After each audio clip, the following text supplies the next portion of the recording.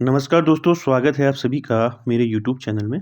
तो दोस्तों आज की जो वीडियो रहेगी वो रहेगी भारत का इतिहास जो है उसमें हम बात करेंगे 500 प्लस क्वेश्चनों पर जो काफ़ी इम्पोर्टेंट रहेंगे आप सभी के लिए।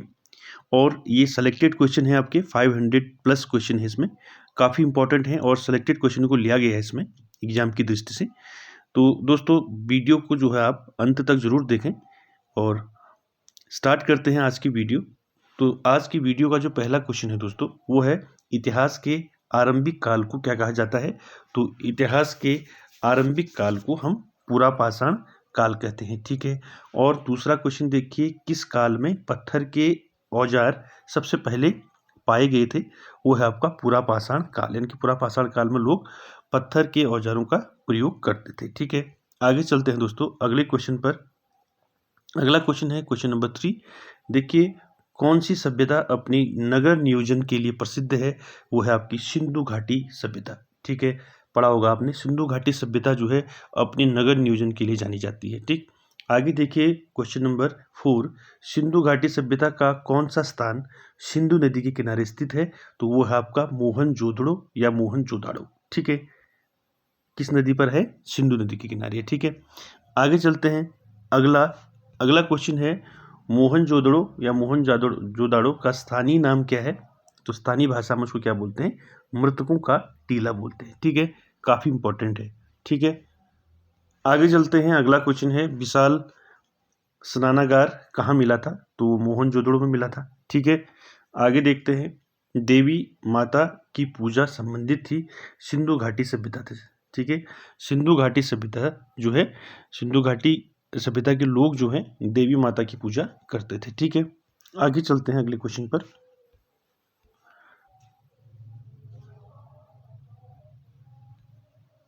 अगला देखिए, अगला क्वेश्चन है लोथल नामक स्थान पर किस सभ्यता का जहाजी माल घाट था। वो है आपका सिंधु सभ्यता, ठीक है। अगला देखिए, सिंधु घाटी सभ्यता में कालीबंगा किसके लिए प्रसिद्ध था। तो कालीबंगा जो है मिट्टी के पात्रों के लिए प्रसिद्ध था, ठीक है। आगे चलते हैं। अगला क्वेश्चन देखिए, अगला क्या है। अगला क्वेश्चन है क्वेश्चन नंबर 10। वैदिक आर्यों का प्रमुख भोजन था, ठीक है। जो वैदिक आर्य लोग थे, आर्यों का प्रमुख भोजन क्या था, दूध और इसके उत्पाद, ठीक है। आगे चलते हैं। वैदिक लोगों द्वारा किस धातु का प्रयोग सबसे पहले किया गया था। तो वैदिक लोगों ने यानी कि आर्य लोगों ने सबसे पहले किसका प्रयोग किया था, तांबे का प्रयोग किया था, ठीक है। आगे चलते हैं। किन 3 वेदों को संयुक्त रूप से वेद त्रयी कहा जाता है। तो कौन से वेद है वो 3, आपके ऋग्वेद, सामवेद और यजुर्वेद, ठीक है। आगे चलते हैं। अगला क्वेश्चन है दोस्तों, आर्य पूर्वी के साथ अपने संघर्षों में सफल रहे क्योंकि उन्होंने जो है घोड़ा द्वारा चलाई जा रही रथाम का प्रयोग किया था, ठीक है। आगे चलते हैं। अगला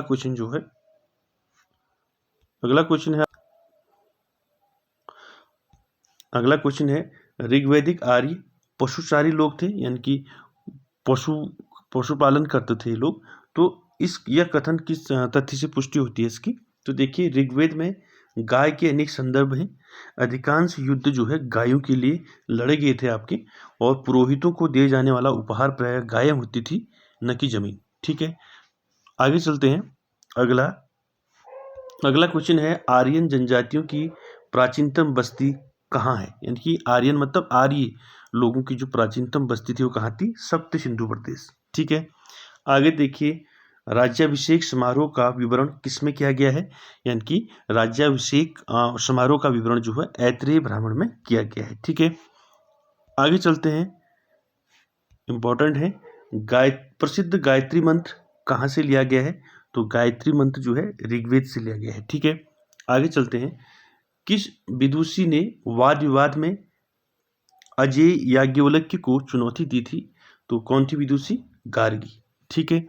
आगे चलते हैं। अगला क्वेश्चन इंपॉर्टेंट है, गौतम बुद्ध का जन्म स्थान जिसके द्वारा अंकित किया जाता है। तो वो है अशोक मौर्य का रोमनदेही स्तंभ, ठीक है। आगे चलते हैं। अगला क्वेश्चन क्या है कि प्रथम बौद्ध परिषद कहाँ आयोजित की गई। तो प्रथम बौद्ध परिषद जो है राजगृह बिहार में आपका आयोजित की गई। ठीक है, आगे देखिए बुद्ध का अर्थ क्या होता है? बुद्ध का अर्थ होता है ज्ञान प्राप्ति। ठीक है, आगे चलते हैं, अगला क्वेश्चन देखिए 22। देखिए बौद्ध धर्म ने समाज के दो वर्गों को अपने साथ जोड़कर एक महत्वपूर्ण प्रभाव छोड़ा। ये वर्ग क्या थे? स्त्रियां एवं शूद्र। ठीक है, आगे चलते हैं, अगला क्वेश्चन। अगला क्या है? देखिए बौद्ध धर्म किन मतों पर विश्वास करता है? यानी कि बौद्ध धर्म किन मतों पर विश्वास करता है? दुनिया दुखों से भरी है, यदि इच्छाओं पर काबू पा लिया जाए तो निर्वाण मिल जाएगा, लोगों को दुख उनकी इच्छाओं के कारण होते हैं या उनकी इच्छाओं के कारण उनको दुख मिलते हैं। ठीक, आगे चलते हैं, अगला क्वेश्चन है प्रारंभिक बौद्ध धर्म ग्रंथों की रचना किसमें की गई थी? तो बौद्ध धर्म की जो रचनाएं हैं उनको पाली भाषा में या पाली भाषा में लिखा गया है। ठीक है, आगे चलते हैं, भारत में सबसे बाद में उत्पन्न होने वाला बौद्ध धर्म का ग्रंथ कौन सा है? तो वो है वामसात पाक्सिनी। ठीक है, आगे चलते हैं, अगला है बुद्ध को प्रबोध कहाँ प्राप्त हुआ? यानी कि बुद्ध को ज्ञान कहाँ प्राप्त हुआ? तो कहाँ हुआ? बोध गया में हुआ। ठीक, आगे देखिए अगला क्या है? देखिए इच्छा सब कष्टों का कारण है, इसका प्रचार करने वाला धर्म कौन सा था? तो आपका बौद्ध धर्म था। ठीक है, यानी कि इच्छा जो है हर कष्टों का कारण है। ठीक है, आगे चलते हैं, अगला है महावीर आपके कौन से तीर्थकर थे? महावीर, ठीक है, महावीर थे 24वें तीर्थकर। ठीक है, जैन धर्म के 24वें तीर्थकर थे महावीर। ठीक है, जैन धर्म का पहला तीर्थकर किसे माना जाता है? वो माना जाता है ऋषभदेव को। ठीक है, पहला तीर्थकर ऋषभदेव, 24वें तीर्थकर आपके महावीर। ठीक है, और 23वें तीर्थकर आपके पार्श्वनाथ। ठीक है, याद रखें। आगे चलते हैं, जैन साहित्य को क्या कहा जाता है? जैन साहित्य को क्या कहा जाता है? अंग कहा जाता है। ठीक है, उसके बाद देखिए दक्षिण भारत में प्रसिद्ध जैन केंद्र स्थित था आपका श्रवणबेलगोला में। ठीक है, आगे चलते हैं, अगला क्वेश्चन है दोस्तों, भारत में सबसे पुराना लोहा युग जुड़ा हुआ है, यानी कि लौह युग जुड़ा हुआ है आपका चित्रित धूसर मृत भांडों के साथ। ठीक है, आगे चलते हैं, मगध के उत्थान के लिए, आगे देखिए 33, मगध के उत्थान के लिए कौन सा प्रथम शासक उत्तरदायी था? तो वो था आपका बिंबिसार। ठीक है, आगे चलते हैं, प्राचीन काल में स्रोत सामग्री लिखने के लिए प्रयुक्त भाषा कौन सी थी? आपकी संस्कृत थी। ठीक है, संस्कृत को ही आदि जननी कहा जाता है सभी भाषाओं का। ठीक है, आगे चलते हैं, अगला क्वेश्चन जो है क्या है? अगला देखिए, अलेक्जेंडर यानी कि सिकंदर और पोरस ने लड़ाई लड़ी थी, तो कहाँ लड़ी थी? झेलम। ठीक है, झेलम नदी की वहाँ पर। ठीक है, झेलम नदी के किनारे। ठीक है, जिसको वितस्ता का युद्ध भी बोलते हैं। ठीक है, आगे देखिए आप पोरस का युद्ध भी बोलते हैं। ठीक है, आगे चलते हैं, यहूदियों के धार्मिक पाठ का नाम, तो यहूदियों का धार्मिक पाठ का नाम है मूसा साहिब। ठीक है, आगे चलते हैं, 37 पर महाभाष्य लिखा है, यानी कि महाभाष्य किसने लिखा है? पतंजलि ने लिखा है। ठीक है, आगे चलते हैं, यूनानियों को भारत से बाहर किसने निकाला था? तो निकाला था चंद्रगुप्त मौर्य ने। ठीक है, आगे चलते हैं, चंद्रगुप्त मौर्य का पुत्र कौन था? चंद्रगुप्त मौर्य का पुत्र कौन था? बिंदुसार था। ठीक है, और बिंदुसार के समय में अशांति कहाँ थी? आपकी तक्षशिला में। ठीक है, आगे चलते हैं, अगला है अशोक की प्रशासनिक नीति में भारी परिवर्तन किस घटना से आया? तो अशोक की प्रशासनिक नीति में भारी परिवर्तन कलिंग युद्ध के बाद आया। ठीक है, कलिंग युद्ध के बाद अशोक ने बौद्ध धर्म अपना लिया था। ठीक है, आगे चलते हैं, अगला है देवनामपुरी के नाम से कौन विख्यात है? वो है आपके अशोक। ठीक है, उसके बाद देखिए कलिंग युद्ध के बाद किसने महाराज अशोक के रूपांतरण को दर्ज किया? वो है आपके रॉक एडिक्स। ठीक है, रॉक एडिक्स 13। ठीक, आगे चलते हैं, उसके बाद देखिए चंद्रगुप्त मौर्य के दरबार में भेजा गया यूनानी राजदूत कौन था? वो था मेगस्थनीज। ठीक है, जिसने इंडिका नामक बुक लिखी थी। ठीक है, इंडिका। ठीक है, आगे चलते हैं, इंडिका किसने लिखी? तो मेगस्थनीज ने लिखी। ठीक है, आगे चलते हैं 46 पर, चंद्रगुप्त मौर्य का प्रसिद्ध गुरु चाणक्य किस विद्या केंद्र से संबंधित था? तो वो था आपका तक्षशिला से।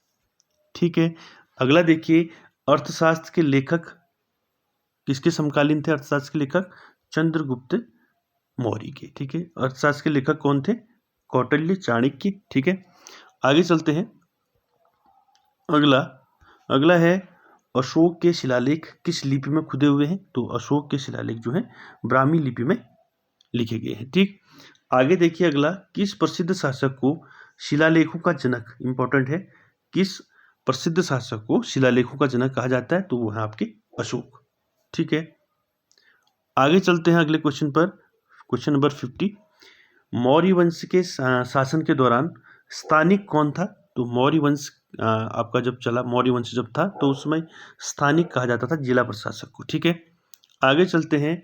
मौर्य वंश के अंतिम शासक कौन था? मौर्य वंश का अंतिम शासक बृहद्रथ था। ठीक है, बृहद्रथ था मौर्य वंश का अंतिम शासक।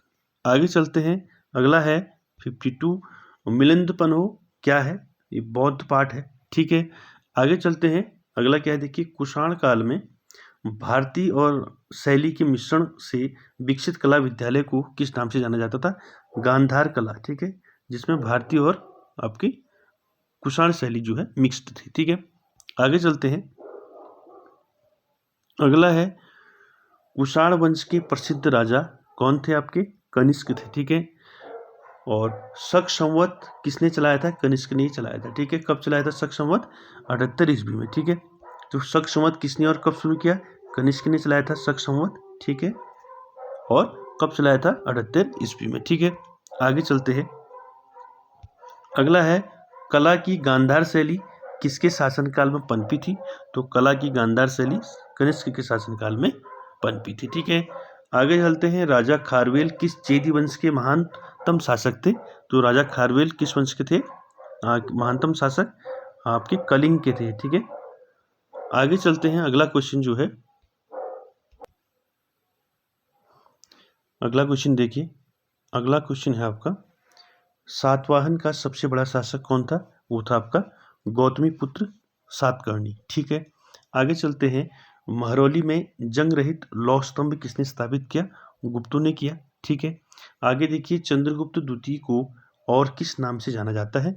तो चंद्रगुप्त द्वितीय को विक्रमादित्य भी कहा जाता है। ठीक है, उसके बाद देखिए अगला, हरिसेन किस राजा का राजकवि था? तो हरिसेन किसके दरबार में रहता था? समुद्रगुप्त की। ठीक है, आगे चलते हैं, अगला क्वेश्चन जो है, अगला है रोमन साम्राज्य के साथ भारत का व्यापार रोम पर किसके द्वारा आक्रमण के साथ समाप्त हो गया था? तो हुणों का आक्रमण से आपका ये समाप्त हो गया था व्यापार। ठीक, आगे चलते हैं, अगला क्वेश्चन जो है, अगला है गुप्त काल में किस धातु के सर्वाधिक सिक्के जारी किए गए? तो कौन से धातु के किए गए? सोना। ठीक है, सोने के सिक्के सर्वाधिक आपके जो है जारी किए गए थे गुप्त काल में। ठीक, आगे चलते हैं, अपनी विजयों के कारण किसको भारत का नेपोलियन कहा जाता है? इंपॉर्टेंट है, भारत का नेपोलियन किसको कहा जाता है? समुद्रगुप्त को कहा जाता है। ठीक है, आगे चलते हैं, अगला क्वेश्चन है, इलाहाबाद स्तंभ के शिलालेख में किसकी उपलब्धियां वर्णित है?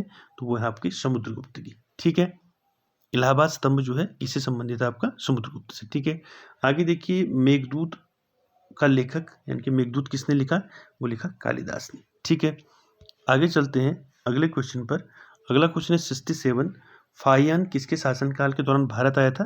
तो इंपॉर्टेंट है, चंद्रगुप्त द्वितीय के शासनकाल में आया था। ठीक है, याद रखें इसको।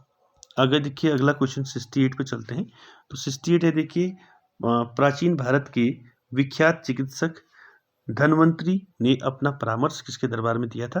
तो किसके दरबार में थे? चंद्रगुप्त द्वितीय के। ठीक है, आगे चलते हैं 69 पर, किसके शासनकाल के दौरान अजंता की गुफाएं निर्मित की गई? तो वो गुप्तों के शासनकाल में की गई अजंता की गुफाएं। ठीक है, आगे देखिए अगला क्वेश्चन जो है, अगला है संगम काल में रोमन व्यापार का केंद्र बताइए। तो संगम काल में रोमन व्यापार का केंद्र क्या था?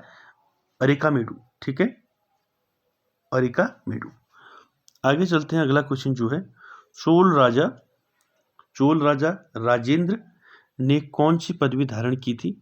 तो कौन कौन सी पदवी धारण की थी राजेंद्र चोल ने? चोल वंश का था जो, पंडित चोल और मुडिकौंड और गंगैकोंड। ठीक है, गंगई कोट चोलपुरम भी कहते हैं इसको, ठीक है।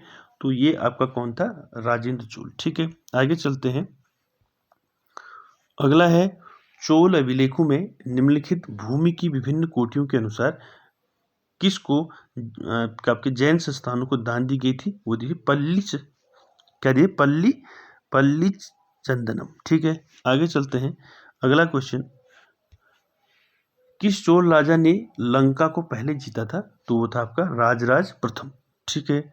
उसके बाद देखिए उत्तर मेरूर शिलालेख से किसके प्रशासन से संबंधित जानकारी मिलती है, तो उत्तर मेरूर शिलालेख जो है चोल वंश के बारे में बताता है, ठीक है। आगे चलते हैं, चोल जो राजा थे, चोल राजाओं का शासन था आपका तमिलनाडु पर, ठीक है, साउथ में, ठीक। आगे चलते हैं, अगला क्वेश्चन है, राष्ट्रकूटों की प्रारंभिक राजधानी कौन सी थी, तो राष्ट्रकूटों की प्रारंभिक राजधानी थी एलोरा, ठीक है। आगे चलते हैं, अगला क्वेश्चन इंपॉर्टेंट है, एलोरा के प्रसिद्ध शिव मंदिर का निर्माण किसके द्वारा करवाया गया था, वो क्या था, राष्ट्रकूट शासक कृष्ण प्रथम ने, ठीक है। आगे चलते हैं, अगला क्वेश्चन, राष्ट्रकूट वंश के राजा अमोघवर्ष ने अपनी कौन सी पुस्तक लिखी थी, वो लिखी थी कविराज मार्ग, ठीक है। कविराज मार्ग किसने लिखी थी, अमोघवर्ष ने, ठीक है। आगे चलते हैं, अगला क्वेश्चन है, राष्ट्रकूटों का सर्वाधिक चिरस्थायी योगदान था कन्नड़ काव्य के 3 कवि पंपा, पोन्ना और रान्ना का तथा कैलाश मंदिर, ठीक है। आगे चलते हैं, किस राजवंश के दौरान महाबलीपुरम मंदिर का निर्माण किया गया था, वो है पल्लव राजवंश, ठीक है। आगे चलते हैं, रथ मंदिर आपके महाबलीपुरम के, ठीक है, पल्लव राजवंश था उसमें, ठीक। आगे चलते हैं, अगला है पुलकेशिन द्वितीय किसका महंतम शासक था, वो था आपका वातापी के चालुक्य वंश का ये महंतम शासक था, ठीक है। आगे चलिए, रविकीर्त जो एक जैन थे और उन्होंने ऐहोल प्रशस्ति की रचना की थी, को किसका संरक्षण प्राप्त था, उसको रविकीर्त को, एक जैन था, उसको पुलकेशिन द्वितीय का जो है संरक्षण प्राप्त था, ठीक है। आगे इंपॉर्टेंट है, देखिए प्रसिद्ध दिलवाड़ा मंदिर कहाँ स्थित है, तो दिलवाड़ा मंदिर कहाँ है, आपके राजस्थान में है, ठीक है, कहाँ है, राजस्थान में। आगे देखिए, पुस्तक आ गई अब आपकी, पुस्तक कथा सरित सागर किसने लिखी है, कथा सरित सागर लिखी है सोमदेव ने, ठीक है।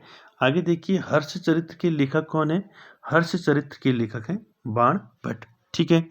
आगे चलते हैं, अगला है खजुराहो मंदिरों का निर्माण किसके द्वारा किया गया था, इंपॉर्टेंट है, चंदेल राजपूत ने जो है खजुराहो मंदिरों का निर्माण करवाया था। आगे देखिए, किस प्रतिहार राजा ने प्रमाण की उपाधि ली थी, वो था आपका मिहिर भोज, क्वेश्चन ऐसे ही पूछ सकता है, मिहिर भोज कौन से राजवंश थे आपके, प्रतिहार राजा था, ठीक है।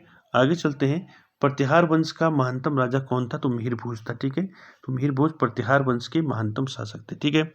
आगे चलते हैं, अगला क्वेश्चन, उस चीनी यात्री का नाम क्या था, देखिए उस चीनी यात्री का नाम क्या था जो हर्षवर्धन के दरबार में आया था, ठीक है, कौन आया था, हुइनसांग आया था, ठीक है।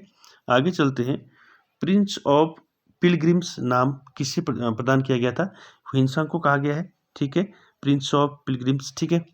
आगे चलते हैं, अगला है हर्षवर्धन का समकालीन दक्षिण भारतीय शासक कौन था, तो हर्षवर्धन का समकालीन कौन था, पुलकेशिन द्वितीय, ठीक है। आगे चलते हैं अगले क्वेश्चन पर, संस्कृत नाटक नागानंद की रचना किस शासक द्वारा की गई थी, तो नागानंद की रचना हर्षवर्धन ने की थी, ठीक है। आगे चलते हैं, इंपॉर्टेंट है, भारत में नालंदा विश्वविद्यालय किस राज्य में है, तो नालंदा आपका कहाँ है, बिहार में है, ठीक है। आगे देखिए, इंपॉर्टेंट है, ये बहुत इंपॉर्टेंट है क्वेश्चन 94 वाला, नालंदा विश्वविद्यालय को नष्ट करने वाला मुस्लिम आक्रमणकारी कौन था, वो था मोहम्मद बिन बख्तियार खिलजी, ठीक है। आगे चलते हैं, अगला क्वेश्चन है, सांची का महान स्तूप है आपका मध्य प्रदेश में, ठीक है। ये सांची के स्तूप किससे संबंधित है, आपके अशोक से, कहाँ स्थित है, मध्य प्रदेश में। आगे चलते हैं, अगला है इंपॉर्टेंट है, गीत गोविंद के रचयिता कौन है, तो वो है जयदेव, ठीक है। आगे चलते हैं, अगला क्वेश्चन है, दिद्दा नाम की रानी ने भारत के किस भाग पर 980 से 1003 ईस्वी तक जो है शासन किया? तो किया कश्मीर में शासन किया। ठीक है, आगे चलते हैं। सिंध पर विजय प्राप्त करने वाले अरब सेना के सेनापति का नाम क्या था? तो था मोहम्मद बिन कासिम। ठीक है, सबसे पहले भारत पर आक्रमण इसी ने किया था। ठीक है, मोहम्मद बिन कासिम ने। कब किया था? 712 ईस्वी में। ठीक है, आगे चलते हैं। अगला क्वेश्चन, अगला इंपॉर्टेंट है, देखिए। तराइन की दूसरी लड़ाई में पृथ्वीराज को किसने पराजित किया था? तो पृथ्वीराज को मोहम्मद गौरी ने पराजित किया था। ठीक है, तराइन का दूसरा युद्ध है। तराइन का प्रथम युद्ध कब हुआ था? ये पूछता है। प्रथम युद्ध हुआ था तराइन का 1191 में। ठीक है, दूसरा हुआ था सेकंड 1192 में। ठीक है, याद रखें। 91 में जो है आपका कौन जीता था? 91 में पृथ्वीराज चौहान जीते थे 91 में, और 92 में कौन जीता था? मोहम्मद गौरी। ठीक है, तराइन की दूसरी लड़ाई में पृथ्वीराज को किसने पराजित किया? मोहम्मद गौरी ने।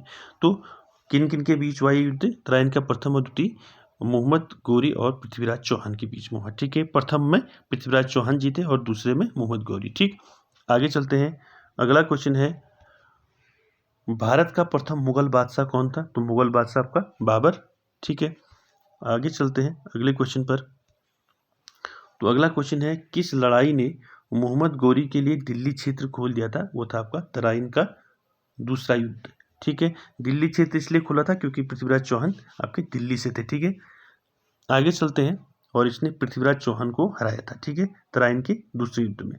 आगे चलते हैं। अगला क्वेश्चन जो है, दिल्ली सुल्तान का शासक कब प्रारंभ हुआ? यानी दिल्ली सल्तनत जो है वो 1206 ईस्वी से शुरू हुआ। ठीक है, अजमेर में ये पूछता है क्वेश्चन, एग्जाम में कई बार पूछा है, 2.5 दिन का झोपड़ा जो है किसने बनवाया था? 2.5 दिन का झोपड़ा तो बनाया था कुतुबुद्दीन ऐबक ने। ठीक है, किसने बनाया था? कुतुबुद्दीन ऐबक ने। आगे चलते हैं। अगला क्वेश्चन है आपका, देखिए। किस शताब्दी में दिल्ली का कुतुब मीनार बनाया गया था? तो दिल्ली का कुतुब मीनार बनाया गया था 13वीं शताब्दी में। ठीक है, कौन सी शताब्दी में? 13वीं शताब्दी में। आगे चलते हैं। इंपॉर्टेंट है, देखिए। दिल्ली के सुल्तान का पद संभालने से पहले बलबन किस सुल्तान का प्रधानमंत्री था? तो वो था नासिरुद्दीन का प्रधानमंत्री था। ठीक है, आगे चलते हैं। इंपॉर्टेंट है, दिल्ली सल्तनत का उद्धारक कौन था? वो था आपका इल्तुतमिश। तो इल्तुतमिश था। ठीक है, और आपने सुना होगा कुतुब मीनार का जो निर्माण था वो किसने किया? कुतुबुद्दीन ऐबक ने किया, और उसको पूरा किसने किया? आपका इल्तुतमिश ने किया। ठीक है, आगे चलते हैं। अगला क्वेश्चन जो है, चंगेज खान ने जलालुद्दीन का पीछा करते हुए किसके शासनकाल में भारत की सीमाओं पर आक्रमण किया था? तो चंगेज खान ने जलालुद्दीन का पीछा करते हुए इल्तुतमिश के शासनकाल में भारत पर आक्रमण किया था। ठीक है, आगे चलते हैं। इंपॉर्टेंट है बलबन से। ठीक है, प्रसिद्ध फारसी त्योहार नौरोज, जो फारसी त्योहार है इसको शुरू किसने कराया था? वो कराया था आपका बलबन ने। ठीक है, आगे चलते हैं अगले क्वेश्चन पर। तो अगला क्वेश्चन है, देखिए। अगला क्वेश्चन है, रजिया सुल्तान किसकी बेटी थी? तो इल्तुतमिश की बेटी थी रजिया सुल्तान। ठीक है, और रजिया सुल्तान जो है पहली मुस्लिम शासिका है। ठीक है, भारत की प्रथम मुस्लिम शासिका। ठीक है, आगे चलते हैं। अगला क्वेश्चन है आपका, वह दो वंशज कौन थे? दो वंशज जिन्होंने खिलजी शासकों से तत्काल पहले और बाद में शासन किया, तो वो था सैयद वंश और लोदी वंश। ठीक है, आगे देखिए। स्वयं को दूसरा सिकंदर या सिकंदर सानी, इंपॉर्टेंट है, कहने वाला सुल्तान सिकंदर सानी नाम से किसको जाना जाता है? अलाउद्दीन खिलजी को। ठीक है, आगे चलते हैं। अगला क्वेश्चन है दोस्तों, दक्षिण विजय करने का मिशन अलाउद्दीन खिलजी ने किसे सौंपा था? वो सौंपा था मलिक काफूर को। ठीक है, आगे चलते हैं। अगला क्वेश्चन, वह सुल्तान कौन था जिसने खलीफा के अधिकार को मानने से इनकार कर दिया था? तो वो था आपका अलाउद्दीन खिलजी। ठीक है, आगे चलते हैं। अगला क्वेश्चन क्या है, देखिए। वर्तमान दौलताबाद जहां मोहम्मद बिन तुगलक ने दिल्ली से राजधानी को स्थानांतरित किया, किसके समीप स्थित है ये? औरंगाबाद के समीप। आपका औरंगाबाद के समीप स्थित है। ठीक है, आगे चलते हैं। अगला क्वेश्चन इंपॉर्टेंट है, मनियरों का राजकुमार किसे कहा जाता है? यानी कि मनियरों का राजकुमार कहा जाता है मोहम्मद बिन तुगलक को। आप जानते होंगे मोहम्मद बिन तुगलक के बारे में, इसने भारत पर जो है 17 बार आक्रमण किए थे। ठीक है, और इसका फेमस आक्रमण कौन सा था? सोमनाथ मंदिर पर इसका आक्रमण, फेमस आक्रमण है, सोमनाथ मंदिर पर आक्रमण किया था। कब किया था? 1025 पर। कब किया था? 1025 ईस्वी में। ठीक है, आगे चलते हैं। अगला, लोदी वंश का संस्थापक किसे कहा जाता है? बहलोल लोदी को कहा जाता है। ठीक है, और आगे देखिए, दिल्ली सल्तनत का अंतिम वंश कौन सा था?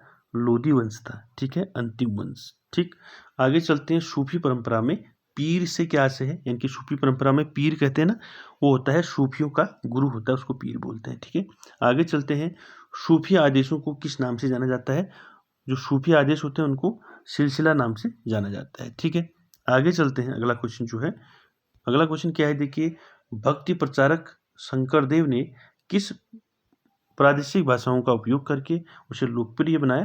तो आपका असमिया लैंग्वेज को उन्होंने लोकप्रिय बनाया। ठीक है, आगे चलते हैं। अगला क्वेश्चन जो है क्या है? देखिए, एनालेक्टस पवित्र ग्रंथ है आपका कन्फ्यूशवाद यानी कि कन्फ्यूशन धर्म का। ठीक है, आगे चलते हैं। विजयनगर राज्य की स्थापना किसके द्वारा की गई थी? विजयनगर राज्य की स्थापना किसने की थी? संगम वंश ने की थी। और विजयनगर अगर नाम पूछता है तो हरिहर और बुक्का, हरिहर और बुक्का ने जो है आपका विजयनगर राज्य की स्थापना की थी। ठीक है, आगे चलते हैं। अगला है, गोवा के महत्वपूर्ण किले को बहमनियों से छीनने वाला प्रथम विजयनगर शासक था आपका हरिहर द्वितीय। ठीक है, आगे देखिए। अगला क्वेश्चन है, कृष्णदेव राय किस राजवंश के शासक थे? तो कृष्णदेव राय जो है विजयनगर साम्राज्य के शासक थे। ठीक है, आगे देखिए। तेलुगु कृति अमुक्त मालदत्ती, ये काफी इंपॉर्टेंट है। अमुक्त मालदत्ती का लेखक कौन था? आपका कृष्णदेव राय था। ठीक है, आगे चलते हैं। अगला क्वेश्चन जो है, अगला क्वेश्चन है हम्पी। हम्पी के स्मारकों को समूह का निर्माण किसने किया था? आपका कब किया था? 1565 ईस्वी में किया था। ठीक है, हम्पी कहाँ पड़ता है? आपका कर्नाटक में। ठीक है, कर्नाटक। आगे चलते हैं। अगला क्वेश्चन, मरमर विधि से गोल गुंबज का निर्माण किस शासक द्वारा किया गया था? वो किया गया था मोहम्मद बिन तुगलक द्वारा। ठीक है, और गोल गुंबद कहाँ स्थित है? आपका गोल गुंबद कहाँ है? बीजापुर में। ठीक है, उसके बाद देखिए, ये भी इंपॉर्टेंट है, चित्तौड़ का कीर्ति स्तंभ किसने बनवाया था? ये बनाया था राणा कुंभा ने। ठीक है, आगे देखिए। अगला क्वेश्चन, बाबर ने भारत पर किस वर्ष आक्रमण किया? तो वो किया 1526 ईस्वी में। ठीक है, तो 1526 ईस्वी में क्या हुआ था? पानीपत की प्रथम लड़ाई हुई। ठीक है, पानीपत की लड़ाई हुई थी फर्स्ट। ठीक है, और पानीपत की सेकंड लड़ाई, पानीपत का सेकंड युद्ध कब हुआ था? 1526 में आपका फर्स्ट हुआ था। ठीक है, दूसरा कब हुआ था? 1556 में। ठीक है, तीसरा 1761 में हुआ था ना। ठीक है, यानी कि 1526, 1556 और 1761।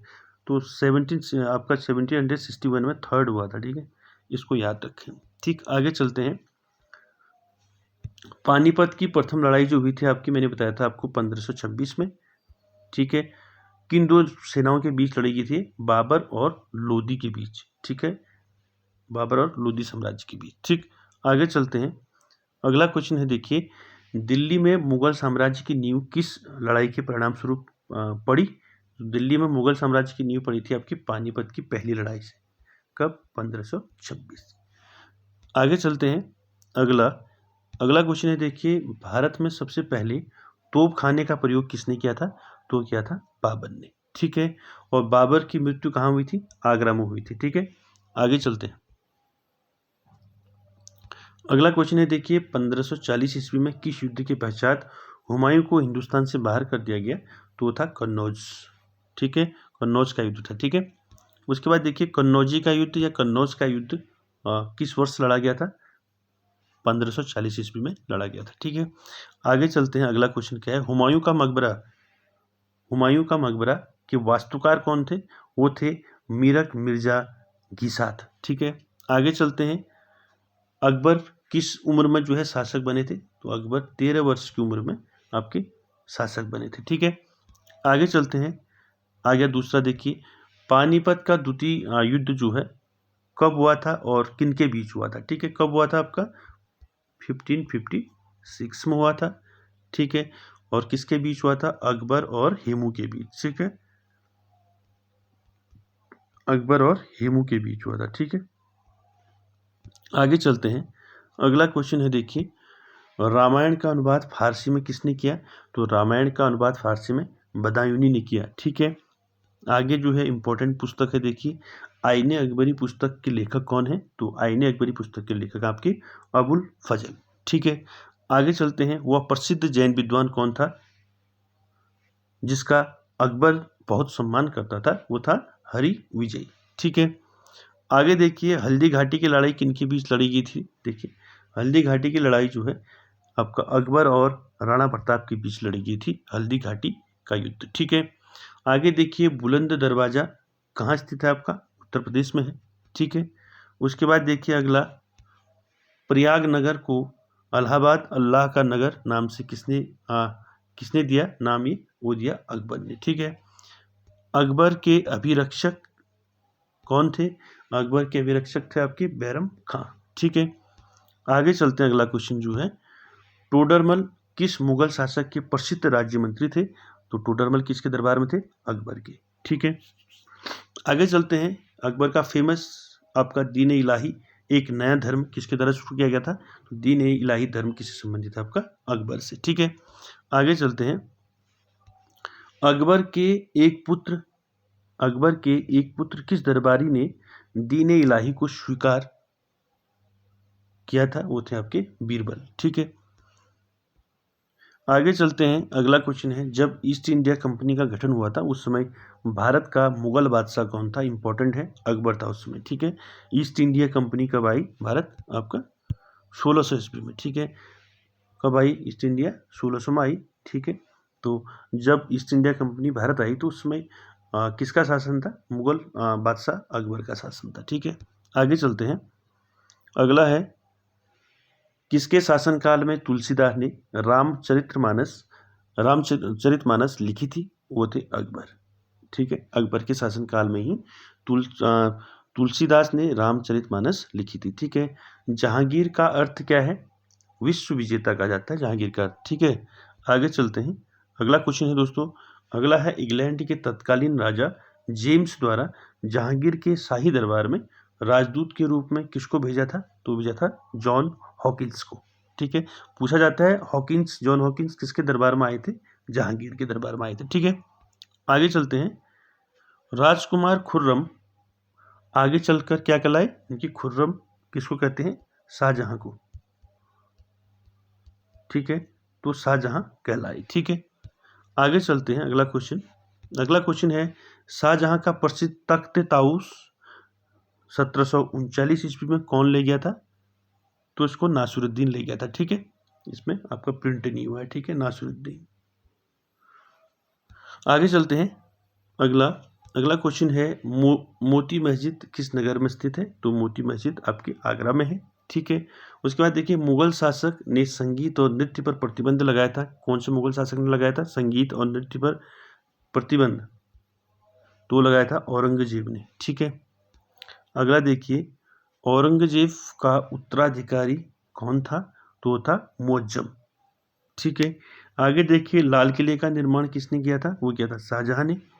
ठीक है, आगे चलते हैं। अगला है, मुगल भवनों में से किसमें यह अन्य विशेषता पाई जाती है कि वह लंबाई और चौड़ाई में बिल्कुल बराबर है? वो है ताजमहल।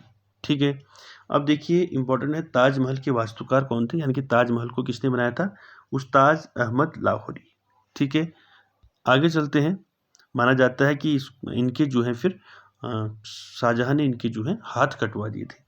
ठीक है, ऐसा माना जाता है। ठीक है, आगे चलते हैं।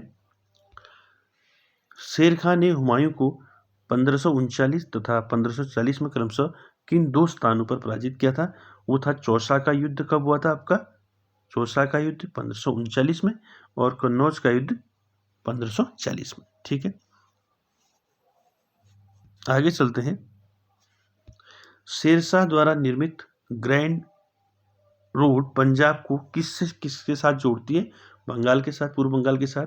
और ग्रैंड ट्रंक रोड जो है इसके निर्माता कौन है आपके, किसने बनाया? शेरशाह सूरी ने। ठीक है, आगे चलते हैं। अगला है नाना फडणवीस का मूल नाम क्या था? बालाजी जनार्दन भानु। ठीक है, आगे चलते हैं। उस मराठा राजा का नाम बताइए, ठीक है, जो औरंगजेब से बहादुर से लड़ा, तो वो थे आपके मराठा राजा शिवाजी। ठीक है, आगे चलते हैं। शिवाजी को पकड़ने के लिए औरंगजेब द्वारा किस जनरल को भेजा गया था? तो भेजा गया था शाइस्ता खान। शाइस्ता खान को शिवाजी को पकड़ने के लिए भेजा गया था। ठीक है, आगे चलते हैं। अगला है 1700 ईस्वी में राजा राम की मृत्यु के बाद मराठों ने मुगलों के विरुद्ध युद्ध आपका जो है शुरू किया, किसके उसमें, यानी कि ताराबाई के नेतृत्व में। ठीक है, वीर पत्नी ताराबाई के नेतृत्व में। आगे देखिए, शिवाजी के राज्य की राजधानी कहाँ थी? शिवाजी के राज्य की राजधानी रायगढ़। ठीक है, आगे चलते हैं। आगे देखिए, लड़ाकू पेशवा कहा जाता है, किसको कहा जाता था लड़ाकू पेशवा? बाजीराव प्रथम को। ठीक है, उसके बाद देखिए पेशवाओं का संस्थापक कौन था? वो था बालाजी विश्वनाथ। ठीक है, आगे चलते हैं। अगला इंपॉर्टेंट है आपका प्रथम आंग्ल मराठा युद्ध, यानी कि अंग्रेजों और मराठों के बीच में जो प्रथम युद्ध हुआ था, कौन सी संधि के द्वारा समाप्त हुआ? वो थी आपकी सालबाई की संधि। ठीक है, आगे चलते हैं। अगला क्वेश्चन है दोस्तों, अंग्रेजों द्वारा कलकत्ता में निर्मित दुर्ग का नाम क्या था? वो था आपका फोर्ट विलियम।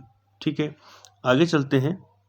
अगला है भारत में डच सबसे प्रारंभिक उपनिवेश कहाँ था उनका? वो था मशुसलपट्टनम। ठीक है, आगे चलते हैं।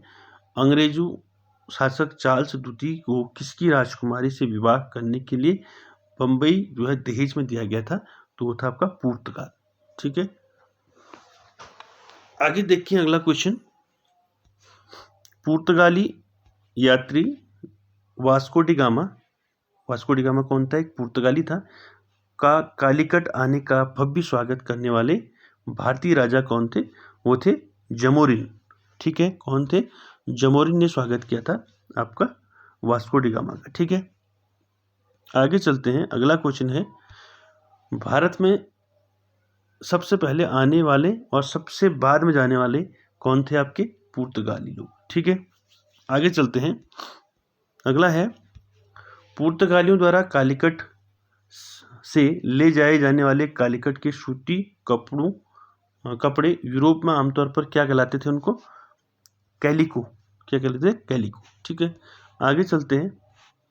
अपने शासन के दौरान अंग्रेज किसानों को आसाम में क्या उगाने के लिए मजबूर करते रहे? चाय। ठीक है, अगला देखिए, गुरु गोविंद सिंह द्वारा खालसा पंथ की स्थापना किस वर्ष की गई? तो एक क्वेश्चन बन गया आपका, खालसा पंथ की स्थापना किसने की? गुरु गोविंद ने की। कब की? 1699 ईस्वी में। ठीक है, आगे चलते हैं। गुरु नानक का जन्म स्थान आपका क्या है? तलवंडी में जन्म हुआ था उनका। ठीक, गुरु नानक का उत्तराधिकारी कौन था? गुरु अंगद था। ठीक है, सिखों का अंतिम गुरु कौन था? गुरु गोविंद सिंह थे। ठीक है, आगे देखिए, रणजीत सिंह को राजा की उपाधि किसने दी थी? वो दी थी जमान शाह ने। ठीक है, आगे चलते हैं।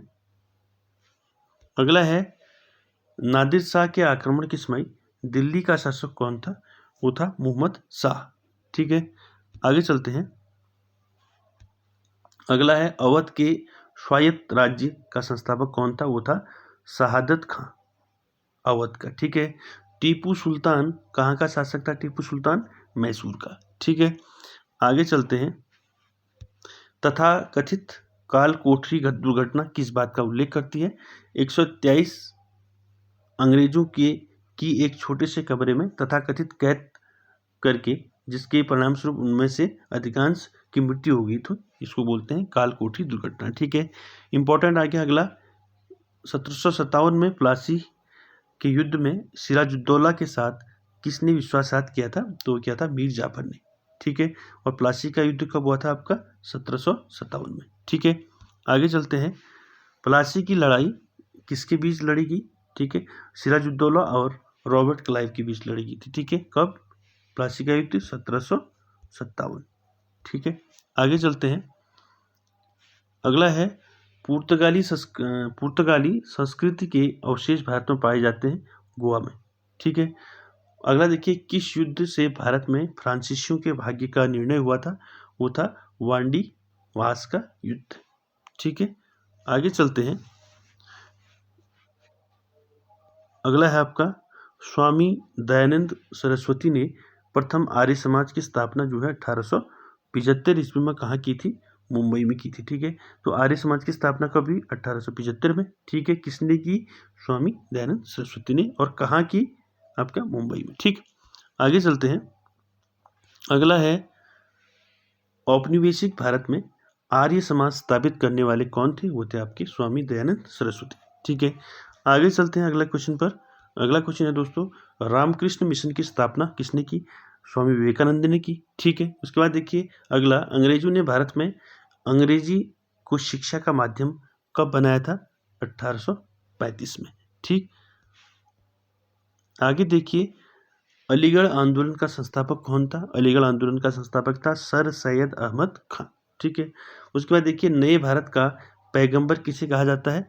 राजा राममोहन रॉय को कहा जाता है। ठीक है, और ब्रह्म समाज के संस्थापक कौन थे? राजा राममोहन रॉय थे। ठीक है, और प्रार्थना समाज के संस्थापक कौन थे? वो थे आत्माराम पांडुरंग। ठीक है, आगे चलते हैं। अगला है दूसरा क्वेश्चन आपका, वह आयोग जिसने सबसे पहले भारत में प्राथमिक और माध्यमिक शिक्षा पर ध्यान दिया, वो थे चार्ल्स आयोग। ठीक है, आगे चलते हैं अगले क्वेश्चन पर। अगला है, 19वीं शताब्दी में सबसे पहले शुरू किया जाने वाला सुधार आंदोलन कौन सा था? वो था आपका ब्रह्म समाज। ठीक है, आगे चलते हैं। इंपॉर्टेंट है, देखिए, सत्य शोधक समाज की स्थापना किसने की? वो की ज्योतिबा फुले ने। ठीक है, आगे चलते हैं। अगला क्वेश्चन है, वर्षों पहले हमने नियति के साथ एक वादा किया था और वह वादा पूरा करने का समय आ गया है। ये शब्द 14 अगस्त 1947 की रात को किसने कहे थे? ये कहे थे जवाहरलाल नेहरू ने। ठीक है, आगे चलते हैं। किसने कहा था स्वाद का वास्तविक स्थान जीवा नहीं बल्कि मन है? वो कहा था महात्मा गांधी ने। ठीक है, आगे चलते हैं। किसने कहा था, ये कोटेशन आ रहे हैं, किसने कहा था सत्य परम तत्व है और ईश्वर, और वह ईश्वर है? तो ये भी महात्मा गांधी ने कहा था। ठीक है, उसके बाद देखिए, कांग्रेसी नेताओं में किसको महान वृद्ध पुरुष कहा जाता है? तो grand old man of India called is दादा भाई नेहरूजी। ठीक है, आगे चलते हैं अगले क्वेश्चन पर। अगला क्वेश्चन है दोस्तों, ब्रिटिश संसद का सदस्य बनने वाला पहला भारतीय कौन था? वो था दादा भाई नौरोजी। ठीक है, ब्रिटिश संसद के पहले सदस्य थे भारत के। ठीक है, आगे चलते हैं। अगला क्वेश्चन देखिए, भारत से ब्रिटेन की ओर संपत्ति के अपवहन का सिद्धांत किसने प्रतिपादित किया? तो क्या दादा भाई नौरोजी ने। ठीक है, आगे चलते हैं। अगला क्वेश्चन है, जब महात्मा गांधी की हत्या हुई तब किसने कहा था कोई विश्वास नहीं करेगा कि ऐसे शरीर और आत्मा वाला कोई आदमी कभी इस धरती पर चला था? वो कहा था अल्बर्ट आइंस्टीन ने। ठीक है, आगे चलते हैं। अगला क्वेश्चन देखिए, करेंगे या मरेंगे, गांधी जी ने राष्ट्र को यह मंत्र किस आंदोलन में दिया था? वो था भारत छोड़ो आंदोलन। कब हुआ था भारत छोड़ो आंदोलन? 1942 को। ठीक है, 1942 में क्या नारा दिया गया था महात्मा गांधी द्वारा? करो या मरो का नारा दिया गया था, डू एंड डाई का। ठीक है, आगे चलते हैं। अगला है, इनकलाब जिंदाबाद का नारा किसने दिया था? भगत सिंह ने दिया था। ठीक है, राष्ट्रीय संघर्ष के दौरान प्रसिद्ध समाचार पत्र केसरी का संस्थापक कौन था? इनकी केसरी नामक समाचार पत्र किसने निकाला था? लोकमान्य बाल गंगाधर तिलक ने। ठीक है, आगे चलते हैं। अगला है, गांधी जी ने किस धार्मिक ग्रंथ को अपनी माता कहा है? वो है आपका श्रीमद् भगवत गीता। ठीक है, आगे चलते हैं। अगला है, मौलाना अबुल कलाम आजाद ये प्रथम आपके क्या थे? शिक्षा मंत्री थे प्रथम ये। ठीक है, शिक्षा मंत्री कौन थे? आपका मौलाना अबुल कलाम आजाद। ठीक है, 1912 में एक उर्दू साप्ताहिक अल हिलाल शुरू किया था, किंतु सरकार द्वारा उस पर प्रतिबंध लगा दिया, और प्रतिबंध लगा दिए जाने के बाद अल बलाग की स्थापना की 1915 में। ठीक है, अल हिलाल नामक साप्ताहिक किससे संबंधित है? आपका अल हिलाल मौलाना अबुल कलाम आज़ाद से। ठीक है, आगे चलते हैं। अगला है स्वराज मेरा जन्मसिद्ध अधिकार है और मैं इसे पाकर ही रहूंगा, यह नारा किसका है? लोकमान्य बाल गंगाधर तिलक का। ठीक है, आगे देखिए, फ्रंटियर गांधी या सीमांत गांधी पद के साथ कौन संबंधित था? वो था खान अब्दुल गफ्फार खान, इनको सीमांत गांधी कहते हैं। ठीक है, सीमांत गांधी, सीमांत गांधी। ठीक है, फ्रंटियर गांधी या सीमांत गांधी। ठीक है, खान अब्दुल गफ्फार खान। उसके बाद देखिए अगला, लेडी विद द लैम्प के नाम से कौन विख्यात था?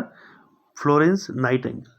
ठीक है, उसके बाद देखिए इंपॉर्टेंट है, लाइफ डिवाइन पुस्तक के लेखक कौन थे?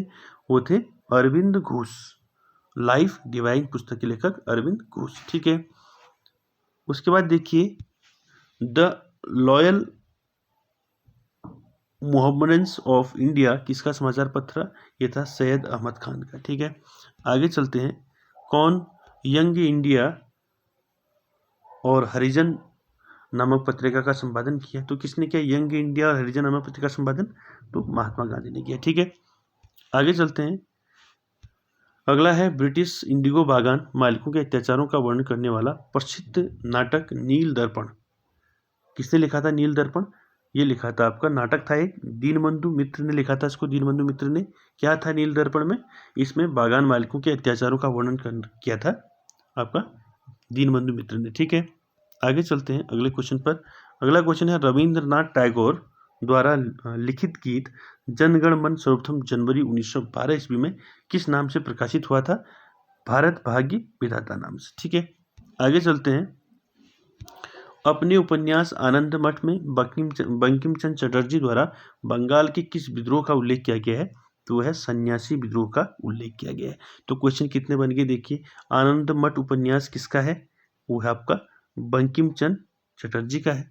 ठीक है, और इसमें किस विद्रोह का वर्णन किया गया है? इस उपन्यास आनंद मठ में सन्यासी विद्रोह का वर्णन किया गया है। ठीक है, आगे चलते हैं।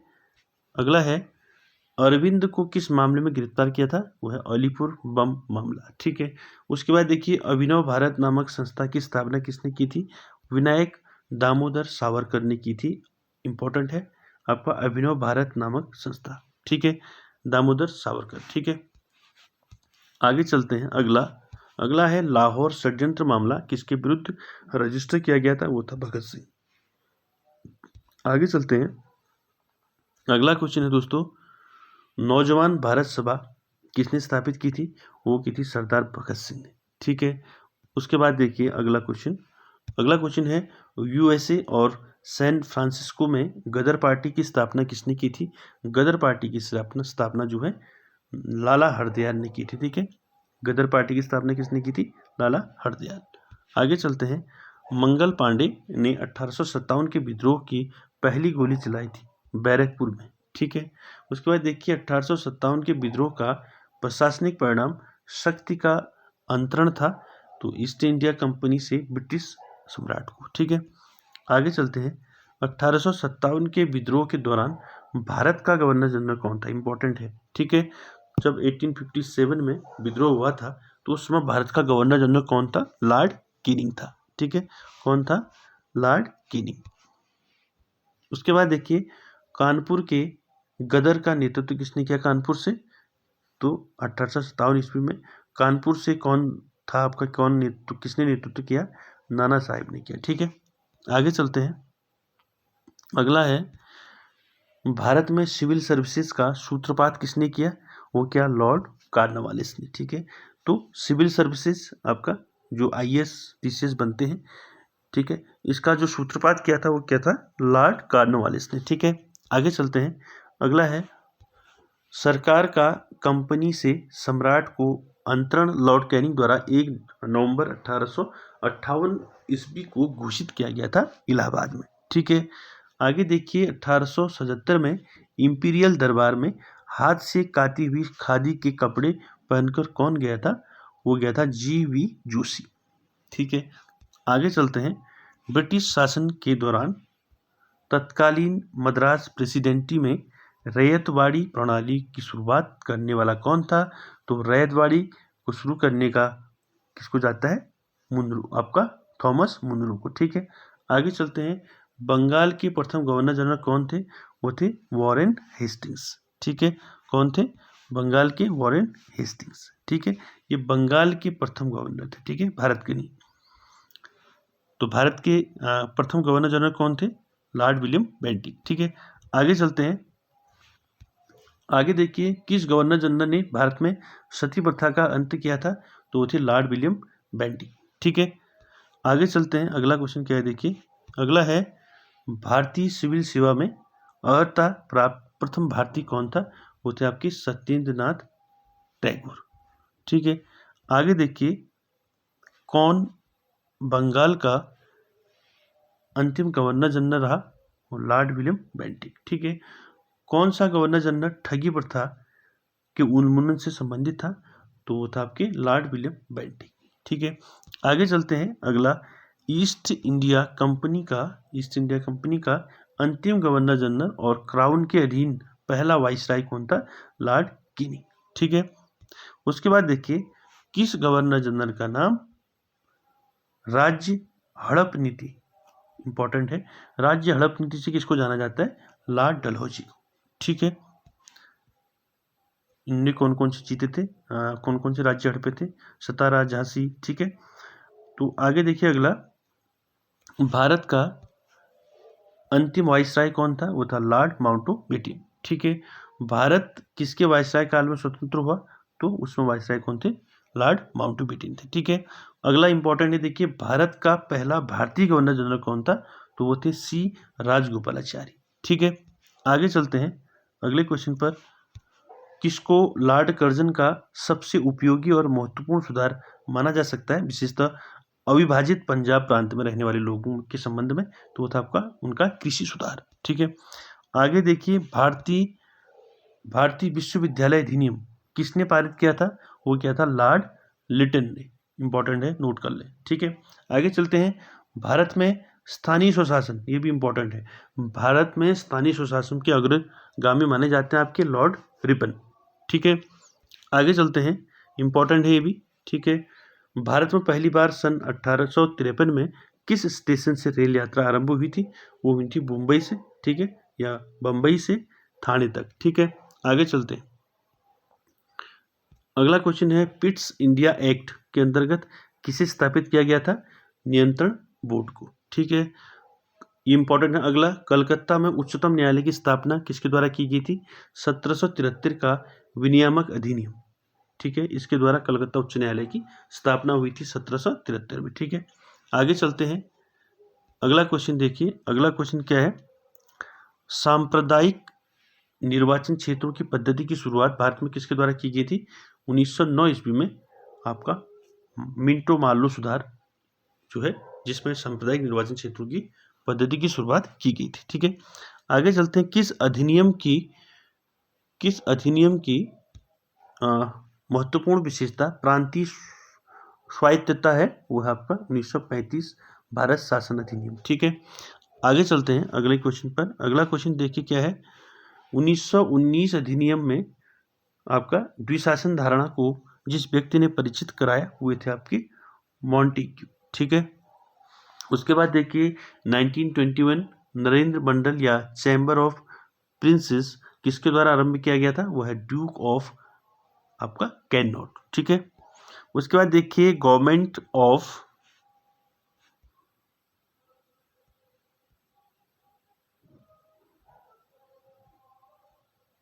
ठीक है, यहाँ पर पूछे। ठीक है, 257।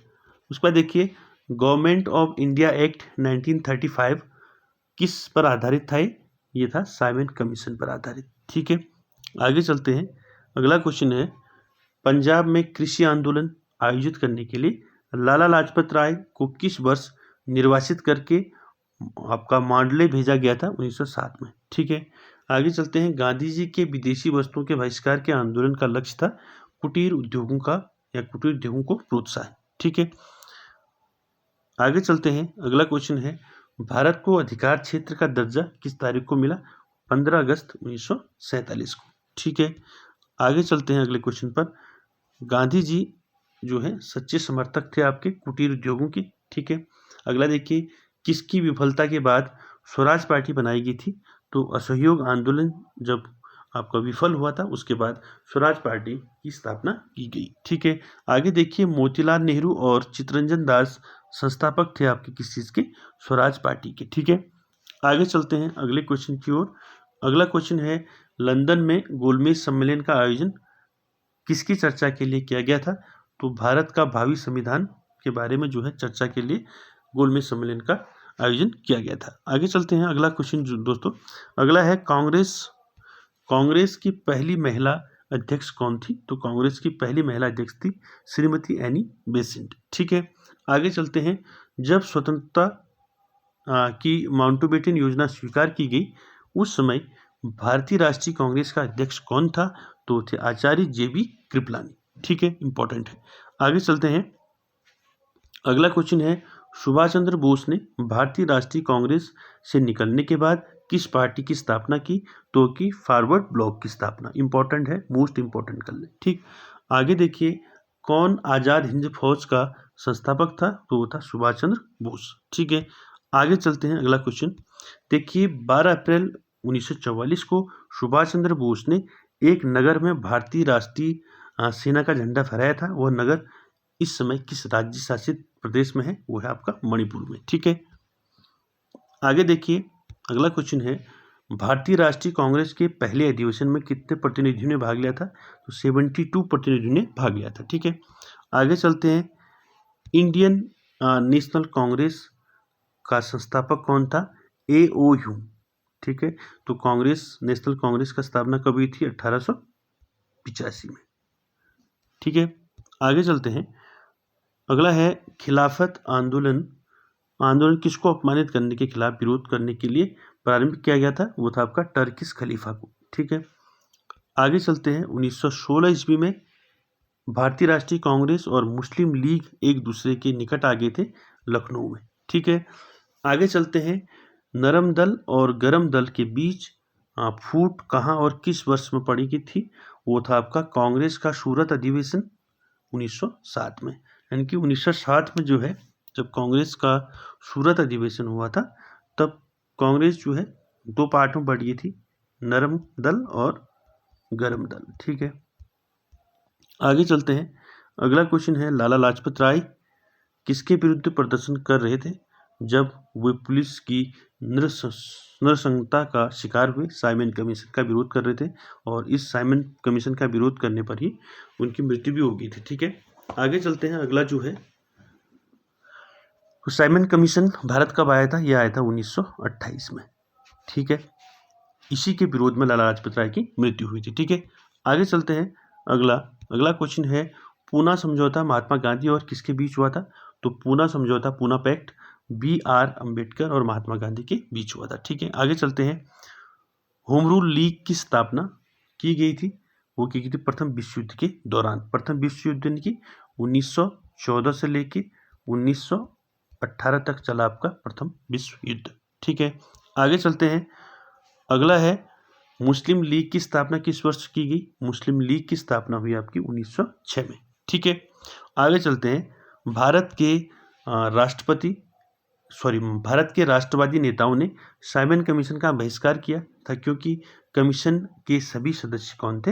अंग्रेज थे। इनकी इसमें कोई भी इंडियन सदस्य नहीं था आपका साइमन कमीशन में, तो इसीलिए इसका विरोध किया गया। ठीक, आगे चलते हैं। अगला क्वेश्चन, अगला है, सर्वेंट्स ऑफ इंडिया सोसाइटी के संस्थापक कौन थे? वो थे आपके JK गोखले। ठीक है, आगे चलते हैं। अगला 281 पर, कलकत्ता, मद्रास और बंबई में उच्च न्यायालय किस वाइसराय की कार्यकाल में अस्तित्व में आए थे? वो आपका लॉर्ड कैनिंग के कार्यकाल में। ठीक है, आगे चलते हैं। अगला है, बाल गंगाधर तिलक किसे अपना राजनीतिक गुरु कहते थे? तो बाल गंगाधर तिलक दादा भाई नौरोजी को जो है अपना गुरु मानते थे। ठीक है, आगे चलते हैं। गांधी इरविन समझौता पर हस्ताक्षर कब हुए थे? 5 मार्च 1931 को। ठीक है, आगे चलते हैं। अगला क्वेश्चन, राज्य पुनर्गठन आयोग का अध्यक्ष कौन था जिसने भाषाई आधार पर राज्यों का पुनः सीमांकन करने की सिफारिश की थी? वो थे आपके फजल अली। ठीक है। राज्य पुनर्गठन आयोग के अध्यक्ष थे फजल अली, ठीक है। आगे चलते हैं, अगला है गांधी जी किसकी रचनाओं से प्रभावित थे? तो गांधी जी लियो टॉल्स्टॉय की रचनाओं से प्रभावित थे, ठीक है। बात करते हैं अगले क्वेश्चन पर। अगला क्वेश्चन है सत्याग्रह शब्द का निर्माण किसके द्वारा किया गया था? वो था गांधी जी थे, ठीक है। आगे देखिए 287, गांधी जी ने दक्षिण अफ्रीका में मिलने के लिए कौन गया था उनको मिलने के लिए? तो गोपाल कृष्ण गोखले गए थे, ठीक है। आगे चलते हैं, अगला 1918 में महात्मा गांधी सूती कपड़ा कारखानों के मजदूरों के बीच सत्याग्रह आंदोलन चलाने कहाँ गए थे? अहमदाबाद में, ठीक है। तो अहमदाबाद मिल जो आंदोलन हुआ था वो कब हुआ था? 1918 में हुआ था, ठीक है। आगे चलते हैं, अगला क्वेश्चन है दोस्तों, महात्मा गांधी ने किस आंदोलन से भारतीय राजनीति में प्रवेश किया था? किस आंदोलन से किया था महात्मा गांधी ने? चंपारण आंदोलन। कब हुआ था? 1917 में, ठीक है। आगे चलते हैं, अगला क्वेश्चन है गांधी जी की अध्यक्षता में एकमात्र AICC अधिवेशन कहाँ आयोजित किया गया था? बेलगाम, ठीक है। बेलगाम में ही गांधी जी ने इस अध्यक्षता की थी, ठीक है। आगे चलते हैं, नमक सत्याग्रह कहाँ समाप्त हुआ था आपका? नमक सत्याग्रह कहाँ पर समाप्त हुआ था? दांडी में, ठीक है। शुरू कहाँ से हुआ था ये? साबरमती से, ठीक है, साबरमती। आगे चलते हैं, अगला क्वेश्चन 1939 में सुभाष चंद्र बोस किसे हराकर कांग्रेस पार्टी के अध्यक्ष चुने गए थे? तो किसको हराया था सुभाष चंद्र बोस ने? पट्टाभी सीतारमैया को हराया था, ठीक है। आगे चलते हैं, भारत में कैबिनेट मिशन किस लिए भेजा गया था? शक्ति के अंतरण के लिए, एक संवैधानिक व्यवस्था निश्चित करने के लिए, ठीक है। आगे चलते हैं, 1942 में भारत छोड़ो आंदोलन प्रारंभ करने के लिए कौन सा मुख्य कारण था? वो था क्रिप्स मिशन की विफलता, ठीक है। आगे चलते हैं, भारत छोड़ो आंदोलन 1942 में आपका किस महीने शुरू किया गया था? तो अगस्त में शुरू हुआ आपका, ठीक है, आपका भारत छोड़ो आंदोलन, ठीक। आगे चलते हैं, अगला भारत छोड़ो आंदोलन के दौरान समानांतर सरकार का गठन कहाँ किया गया था? वो बलिया में किया गया, ठीक है। आगे देखिए, इंपॉर्टेंट है, चौरा चौरी कांड के बाद गांधी जी ने स्थगित किया था आपका असहयोग आंदोलन, ठीक है। आगे चलते हैं, भारतीय राष्ट्रीय कांग्रेस ने असहयोग का अपना प्रसिद्ध प्रस्ताव 1920 में कहाँ आयोजित अपने अधिवेशन में पारित किया था? कलकत्ता अधिवेशन में, ठीक। आगे चलते हैं, सत्याग्रह के 3 प्रमुख स्वरूप थे, असहयोग, सविनय अवज्ञा और बहिष्कार, ठीक है। आगे देखिए, गांधी जी की दांडी यात्रा किसका उदाहरण है? आपका सविनय अवज्ञा का, ठीक है। नमक सत्याग्रह कब शुरू हुआ था? 1930 में हुआ था, ठीक। आगे देखिए, नमक कानून के उल्लंघन में गांधी जी ने एक आंदोलन शुरू किया था जिसका नाम था सविनय अवज्ञा आंदोलन, ठीक है। आगे चलते हैं अगले क्वेश्चन पर, भारतीय राष्ट्रीय कांग्रेस के किस सत्र में पूर्ण स्वराज्य की घोषणा की गई? वो की गई कांग्रेस का लाहौर अधिवेशन, ठीक है। आगे चलते हैं, इम्पोर्टेंट है, स्वतंत्र भारत के प्रथम अध्यक्ष कौन थे? आपके GV मावलंकर, ठीक है। और उसके बाद देखिए, सर्वोदय की अवधारणा से संस्थापक कौन थे? सर्वोदय आपका महात्मा गांधी, ठीक है। उसके बाद देखिए, क्रिस्टोफर कोलंबस कहाँ का था आपका? क्रिस्टोफर कोलंबस जेनोवा का, ठीक है। आगे चलते हैं, अहस्तक्षेप नीति का अर्थ क्या है? कुछ प्रतिबंधों का हट जाना, ठीक है। आगे चलते हैं दोस्तों, बनारस इंपॉर्टेंट है, बनारस हिंदू विश्वविद्यालय की स्थापना किसने की थी? वो की थी मदन मोहन मालवीय ने, ठीक है, इंपॉर्टेंट, मोस्ट इंपॉर्टेंट। आगे चलते हैं, जहाँ कानून नहीं वहाँ स्वतंत्रता नहीं, यह किसने कहा था? ये कहा था जॉन लॉक ने, ठीक है। आगे चलते हैं अगले क्वेश्चन पर। अगला क्वेश्चन है दोस्तों, लोकतांत्रिक समाजवाद की विधियां हैं समझाना और प्रचार करना, ठीक है। चीन की ग्रेट वॉल का निर्माण किसने कराया था? वो किया था सिंग ह्वांगटी ने, ठीक है। जो ग्रेट वॉल है चीन की दीवार, तो उसका जो निर्माण कराया था वो गया था सिंग ह्वांगटी ने कराया था, ठीक है। आगे चलते हैं, अगला क्वेश्चन देखिए, रूस के पॉपुलिस्ट आंदोलन अराजकतावाद के सह संस्थापक सदस्य कौन थे? वो थे आपके मिखाइल बैकुनिन, ठीक है। आगे चलते हैं। अगला, कार्ल मार्क्स की पुस्तक जो है दास कैपिटल प्रकाशित हुई थी, कब हुई थी? 1867 ईस्वी में दास कैपिटल लिखी थी, किसके द्वारा? कार्ल मार्क्स द्वारा। तो दास कैपिटल क्या है? एक पुस्तक है, इसको लिखा है आपका कार्ल मार्क्स ने, और ये प्रकाशित हुई थी 1867 में। ठीक है, आगे बढ़ते हैं अगले क्वेश्चन पर। अगला क्वेश्चन दोस्तों, किस लड़ाई में नेपोलियन फ्रांस की अंतिम हार हुई थी? वो है आपका ट्राफलगर का युद्ध। ठीक है, उसके बाद देखिए, किसके पतन से फ्रेंच रेवोल्यूशन या फ्रेंच क्रांति आरंभ हुई? तो पतन किसका हुआ? वास्तिल के दुर्ग का पतन आपका फ्रेंच रेवोल्यूशन का कारण है। ठीक है, आगे देखिए, ये भी कई बार पूछा जाता है, बोस्टन टी पार्टी यानी कि बोस्टन चाय पार्टी की घटना का संबंध किससे है? यह है अमेरिकी स्वतंत्रता युद्ध से है। ठीक है, आगे देखिए, अगला क्वेश्चन है, 1854 से 1856 ईस्वी में क्रीमियम युद्ध किनके बीच लड़ा गया था? क्रीमियन युद्ध लड़ा गया था जर्मनी के खिलाफ। ठीक है, यूनाइटेड किंगडम के साथ। ठीक है, आगे चलते हैं। किस संधि से प्रथम विश्व युद्ध समाप्त हुआ? वो थी आपकी वर्सेल की संधि। ठीक है, इसको वर्साई की संधि भी कहते हैं। ठीक है, वर्साई की संधि, कंफ्यूज ना होना। ठीक है, आगे चलते हैं। राज सिंहासन पर बैठने वाला सबसे अधिक आयु का ब्रिटिश राजा रानी कौन था? तो क्वीन मेरी ट्यूडर। ठीक है, आगे देखिए, भीमबेटका गुफा किस राज्य में है? मध्य प्रदेश में है भीमबेटका। ठीक है, उसके बाद देखिए, सिंधु घाटी सभ्यता के शहरों की गलियां थी चौड़ी और सीधी। ठीक है, आगे देखिए, हड़प्पा और मोहनजोदड़ो के खंडहर किस नदी के तट पर पाए जाते हैं?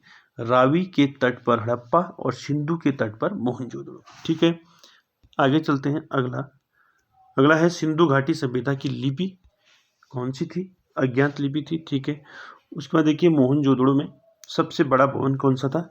वो था आपका धान्यगार या स्नानागार। ठीक है, स्नानागार होगा ये। ठीक है, स्नानागार।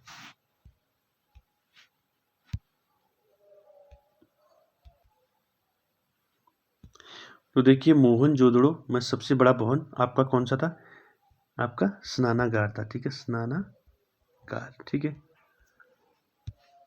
आगे चलते हैं। अगला है, सिंधु घाटी के लोगों की एक महत्वपूर्ण रचना किसकी मूर्ति थी? वो था आपका नृत्य करती हुई बालिका। ठीक है, आगे देखिए, सिंधु घाटी सभ्यता का पत्तन नगर कौन सा था? आपका लोथल था। लोथल कहाँ पड़ता है? आपका गुजरात में। ठीक, आगे देखिए, सिंधु अर्थव्यवस्था की ताकत थी आपका व्यापार। ठीक है, क्या थी? व्यापार। ठीक है, आगे चलते हैं। अगला क्वेश्चन, शोरतुगुई यानी कि सिंधु घाटी सभ्यता किस देश की है? किस देश में है? अभी आपका अफगानिस्तान। ठीक है, अगला देखिए, वेद शब्द का क्या, वेद का अर्थ क्या होता है? ज्ञान। ठीक है, उसका देखिए, आरंभिक वैदिक काल में वर्ण व्यवस्था आधारित है व्यवसाय पर। ठीक है, उसके बाद देखिए, आर्यों को एक जाति कहने वाला पहला यूरोपियन कौन था? वो था मैक्स मूलर। ठीक है, आगे चलते हैं दोस्तों। अगला क्वेश्चन, कौन सी जनजातीय सभा सामान्य रूप से जनजातीय सरदार के चुनाव में शामिल होती थी? समिति। ठीक है, आगे देखते हैं, वैदिक युग में राजा अपनी जनता से जो कर वसूल करते थे उसे क्या कहते थे? बलि। ठीक है, अगला देखते हैं, भारतीय प्रतीक पर उत्कीर्ण सत्यमेव जयते कहाँ से लिया गया? सत्यमेव जयते मुंडको उपनिषद से लिया गया है। ठीक है, आगे चलते हैं। अगला है, प्राचीन भारत में किस विवाह को विधि सम्मत नहीं माना जाता था? तो गंधर्व विवाह को विधि सम्मत नहीं माना जाता था, जिसको लव मैरिज कहते हैं। ठीक है, लव मैरिज को ही बोलते हैं गंधर्व विवाह। ठीक है, आगे चलते हैं। अगला, बुद्ध किस वंश से संबंधित थे? आपके बुद्ध शाक्य वंश से संबंधित थे। ठीक है, अगला है, बुद्ध ने अपना प्रथम प्रवचन कहाँ दिया था? तो बुद्ध ने अपना प्रथम प्रवचन सारनाथ में दिया था। ठीक है, आगे चलते हैं। धातु से बने सिक्के सबसे पहले प्रकट हुए थे आपके बुद्ध के काल में। ठीक है, आरंभिक बौद्ध साहित्य जो है, अधिकतर आपका बौद्ध साहित्य किस भाषा में लिखा गया है? पाली भाषा में। ठीक है, आगे चलते हैं।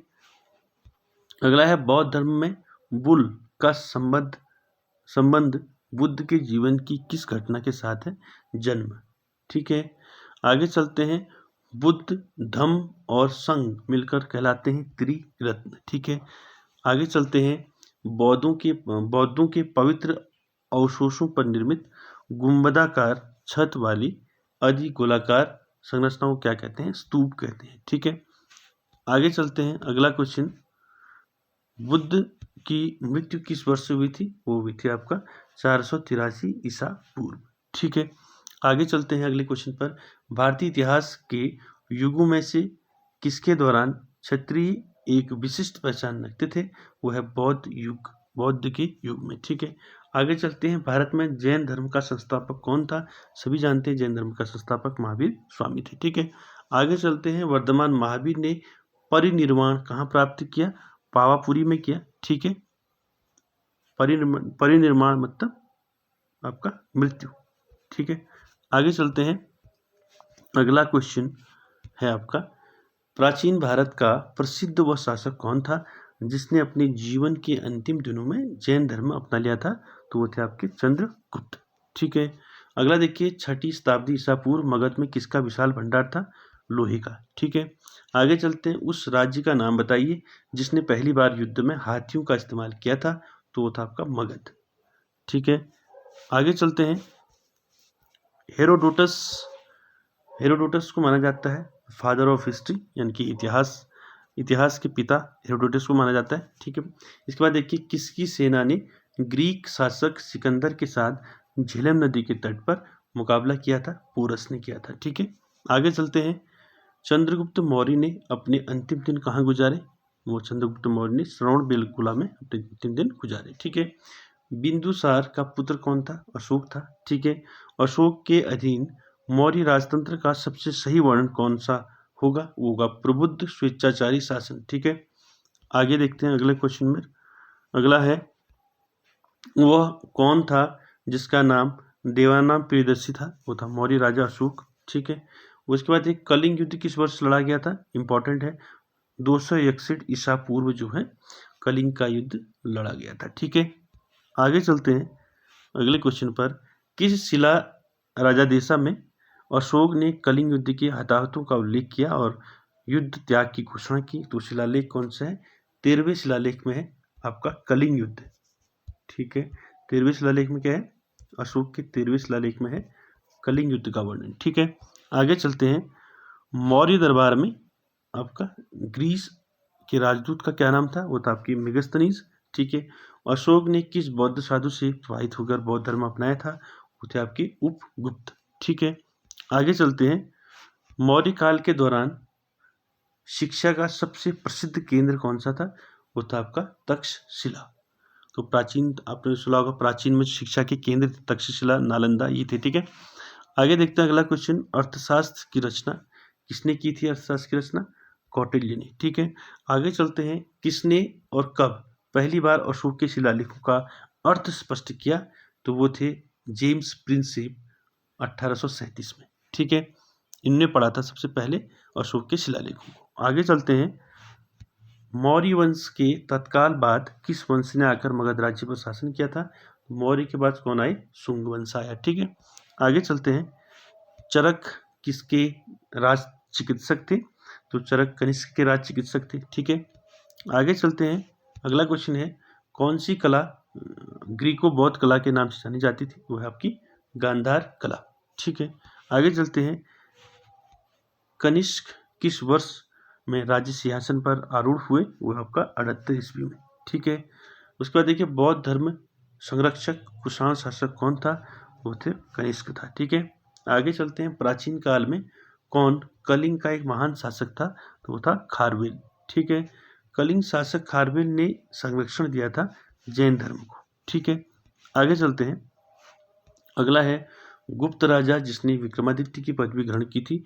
वो था आपका चंद्रगुप्त द्वितीय। ठीक है, उसके बाद देखिए, गुप्त काल के चांदी की सिक्कों को क्या कहते हैं? तो गुप्त काल में चांदी के सिक्कों को रुपयक कहते हैं, रुपयक। ठीक है, आगे चलते हैं। लिच्छवी दोहित्र किसे कहते हैं? समुद्रगुप्त को कहते हैं। ठीक है, भारत का नेपोलियन भी समुद्रगुप्त को कहते हैं। ठीक है, भारत का नेपोलियन के नाम से आमतौर पर कौन हिंदू राजा विख्यात है? समुद्रगुप्त। ठीक है, आगे चलते हैं 374 पर।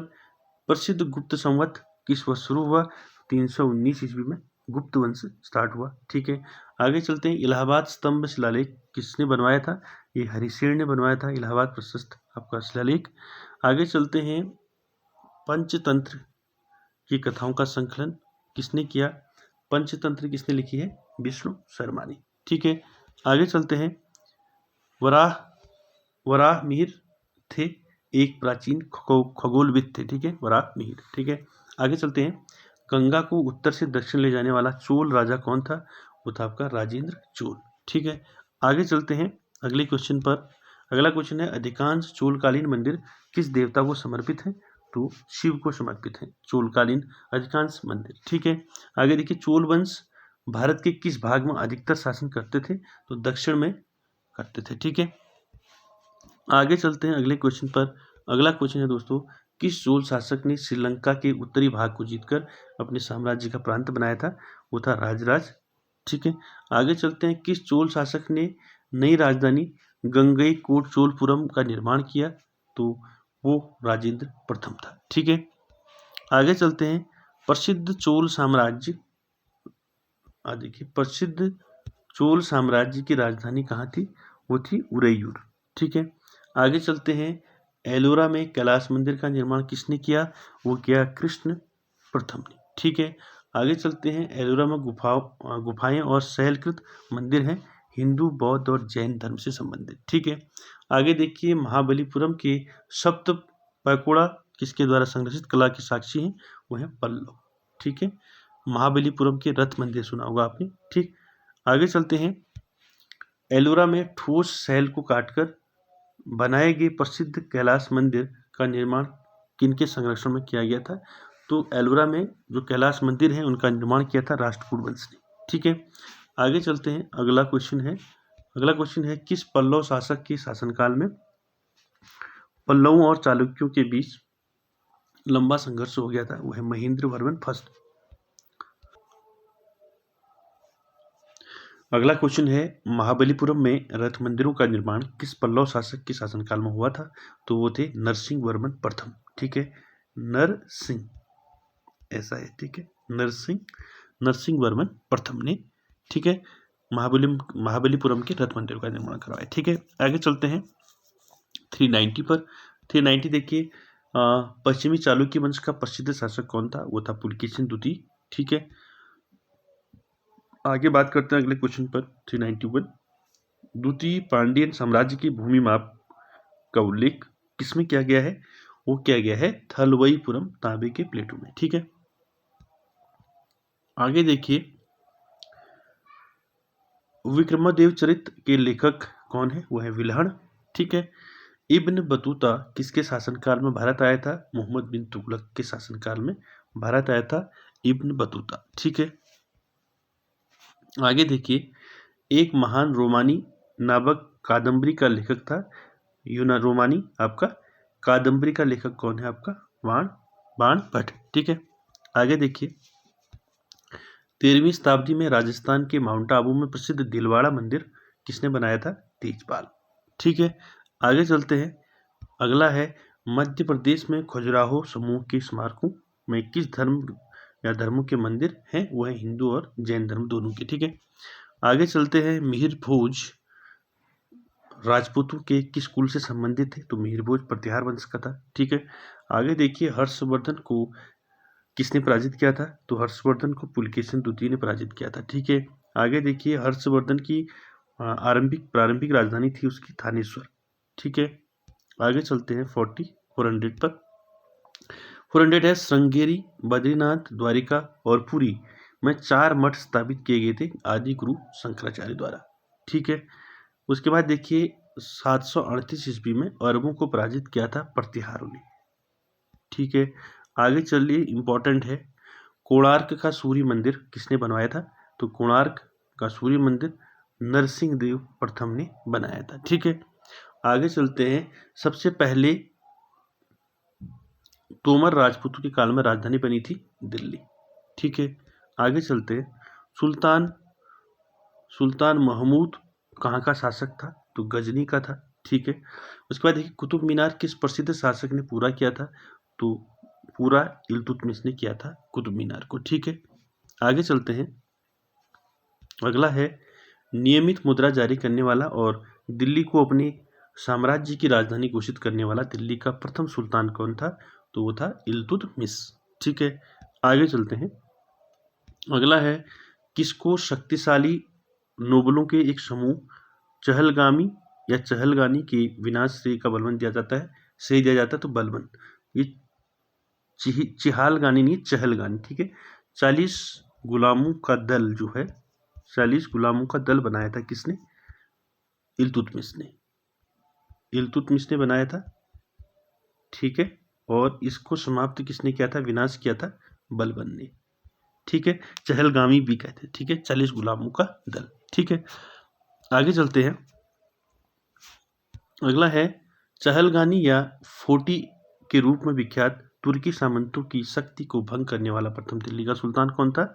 बलबन था। ठीक है, आगे देखिए भारत की प्रथम महिला शासिका कौन थी? वो थी रजिया सुल्तान। ठीक है, अगला देखिए दिल्ली के खिलजी सुल्तान थे, तुर्क थे। ठीक है, आगे देखिए अगला क्वेश्चन। सल्तनत वंश की विशालतम स्थायी सेना जिसका भुगतान सीधा राज्य द्वारा किया जाता था, वो बनाई थी अलाउद्दीन खिलजी ने। ठीक है, अलाउद्दीन खिलजी जो है अपने बाजार नियंत्रण के लिए भी जाने जाते हैं। ठीक है, ये क्वेश्चन कई बार पूछा जाता है। तो बाजार विनियम प्रणाली आरंभ की थी अलाउद्दीन खिलजी ने। ठीक है, बाजार विनिमय प्रणाली आरंभ की थी अलाउद्दीन खिलजी द्वारा। ठीक है, इनको बाजार नियंत्रण के उससे भी जाना जाता है। ठीक है, आगे चलते हैं। अगला क्वेश्चन जो है दोस्तों, किसे भारत का तोता कहा जाता है? वो है अमीर खुसरो को। ठीक है, अगला देखिए किस कारण से मोहम्मद बिन तुगलक असफल व्यक्ति था? वह व्यवहारिक राजनेता नहीं था। ठीक है, आगे देखिए भारत में चमड़े की प्रतीक मुद्रा किसने प्रारंभ की थी? चमड़े की, वो क्या था? मोहम्मद बिन तुगलक ने। ठीक है, आगे चलते हैं। इंपॉर्टेंट है। ठीक है, काफी बार पूछा गया है परीक्षाओं में। ठीक है, कौन सा क्वेश्चन है देखिए, 416। ब्राह्मणों पर जजिया लगाने वाला, इनकी जजिया कर लगाने वाला दिल्ली का सुल्तान कौन था? वो था फिरोज शाह तुगलक। इनकी फिरोज शाह तुगलक ने ब्राह्मणों पर जजिया कर लगाया था। ठीक है, यात्री इब्न बतूता कहाँ से आया था? ये आया था मोरक्को से। ठीक है, आगे चलते हैं। अगला है कुतुब मीनार को जैसे हम आज देखते हैं अंततः पुनर्निर्माण किया गया था फिरोज तुगलक द्वारा। तो 3 क्वेश्चन बन गए कुतुब मीनार से, इसको आप नोट कर लें। देखिए कुतुब मीनार जो है इसका निर्माण किया था किसने? कुतुबुद्दीन ने।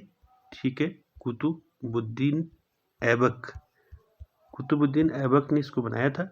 और कुतुब मीनार को पूरा किया था आपका इल्तुतमिश ने। ठीक है, इल्तुतमिश ने किया था। ठीक है, और इसका जीर्णोद्धार, ठीक है, जीर्णोद्धार किसने कराया था इसका? आपका फिरोज तुगलक ने। जीर्णोद्धार किसने कराया था? जीर्णोद्धार कराया था फिरोज ने, इनकी फिरोज तुगलक। ठीक है, ये 3 क्वेश्चन कुतुब मीनार से याद रख रहे। कुतुब मीनार किसने बनाया था? कुतुबुद्दीन ऐबक ने।